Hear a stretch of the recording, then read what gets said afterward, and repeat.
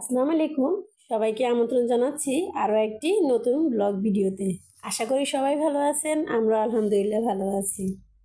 আজকে আপনাদের ভাইয়া যেখানে চাকরি করে সেখানে ওনারা নতুন মাটি ফেলেছে, তো ওখানে ওনারা সবাই মিলে অনেক শাকসবজি লাগিয়েছে। তার মধ্যে ছিল মূলা, তারপরে ডাঁটা শাক, তারপরে লাল শাক, আবার পালং শাকও লাগিয়েছে। তো আজকে মূলা, ডাঁটা শাক এবং লাল শাক পাঠিয়েছে। তো লাল শাকটা আমি কেটে কুটে তারপরে ধুয়ে রান্না বসিয়ে দিয়েছি, আর এখানে পানি ঝরতে দিয়েছি। কারণ লাল শাকটা যখন আমরা ভাপ দিই তখন কিন্তু অনেক পানি বের হয়, আর এই পানিগুলো আমরা ফেলেই দিই। তো আমি কি করি, পানিগুলো না ফেলে অনেক সময় দেখা যায় যে পরে বাচ্চাদেরকে হয়তো বা একটু রুটি মুটি বানিয়ে দিই, আর এই লাল শাকের পানিগুলো দিয়ে, মানে আমার এগুলো ফেলতে খুবই মায়া লাগে। আমার মনে হয় যে পানিগুলো ফেলে দিলে তো সব পুষ্টি চলে যাবে। তো আমি কি করি, এগুলো ফেলে দিই না, আমি কি করি এগুলো রেখে দিই। এগুলো দিয়ে বাচ্চাদেরকে একটু নাস্তা বানিয়ে দিই, তারপর ওরা দেখতেও সুন্দর দেখা যায়। তো ওরা কী করে, খুব আনন্দ করে খেয়ে নেয়। তো এটা যেমন আপনার অপচয় হয় না, আর ওখানে কোনো সার ব্যবহার করা হয় না। কারণ ওনারা যেখানে চাকরি করে ওখানে যে মানে উদ্ভিষ্টগুলো থাকে সেগুলো দিয়েই কিন্তু ওনারা এই মানে শাকসবজির গোড়ায় দেয়, যার কারণে এগুলোর মধ্যে কোনো ধরনের কোনো সার দিতে হয় না। আর একদম নতুন মাটি, যার কারণে সবগুলো শাকসবজি খুব সুন্দরভাবে হয়।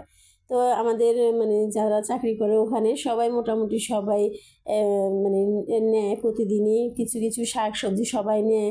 আর সবাই মিলে কিন্তু ওখানে আজকে লাগিয়েছে আর কি এই সবজিগুলো।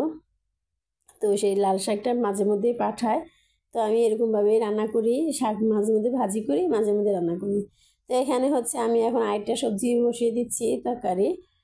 তো সব ধরনের মশলা দিয়ে তারপর আমি এগুলো কষিয়ে তারপরে তরকারিটা বসিয়ে দিব। তো এখানে পাবদা মাছ দিয়ে ডাঁটা যে দেখলেন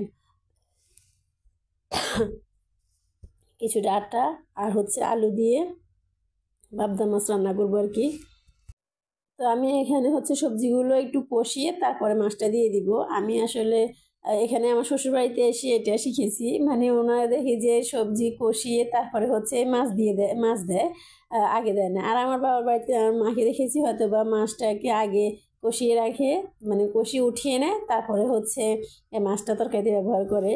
তো আসলে এক এক দেশের খাবারের সিস্টেম এক এক রকম। তো আমি এটা কষাতে দিয়ে আমি অন্য একটা কাজে চলে গিয়েছিলাম, আর এর মধ্যে এসে দেখি যে অনেকটা মানে একটু লেগে গিয়েছে কড়াইতে। তো তাড়াতাড়ি করে পানিটা দিয়ে দিয়েছি, তারপর মাছটা দিয়ে দিয়েছি। এর একটু আগে দিতাম, কিন্তু আমি বললাম না, অন্য একটা কাজে আসলে আটকে গিয়েছিলাম, যার কারণে এটার কথা মনে ছিল না।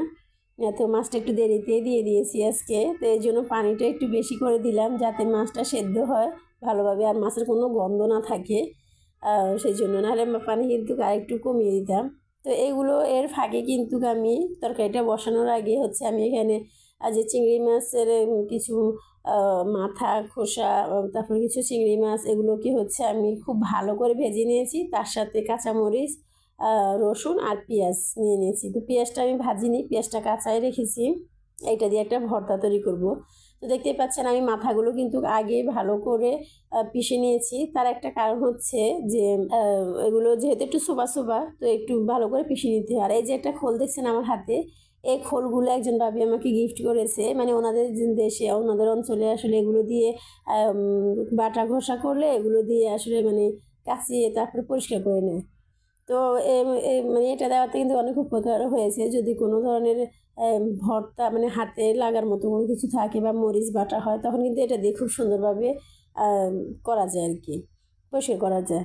আর আমাদের কিন্তু কখনোই মানে খুব সবাই একসাথে বসে খাওয়া হয় না, যেহেতু ছোটো বাচ্চা আছে, এক একজন এক এক সময় খেয়ে উঠে যায়। তো সবাই ভালো থাকবেন। ভিডিওটি কেমন হয়েছে অবশ্যই কমেন্টস করে জানাবেন।